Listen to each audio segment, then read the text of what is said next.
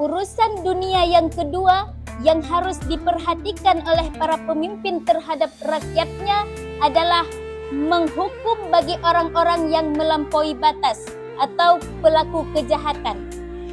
Maka bagi para pemimpin harus menegakkan hukuman ataupun memberikan sanksi kepada orang-orang yang berbuat salah, seperti menjatuhkan hukum rajam ataupun hukum cambuk kepada pelaku zina.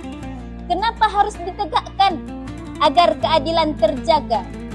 Jika tidak, masyarakat akan kehilangan rasa percayanya kepada pemerintahan karena tidak ada keadilan. Sehingga orang yang bersalah pun akan bebas berbuat semaunya karena tidak ada yang menghukumnya. Yang mengakibatkan berbagai kejahatan yang akan terjadi. Korupsi, penyalahgunaan kekuasaan, pembunuhan, bahkan pemerkosaan.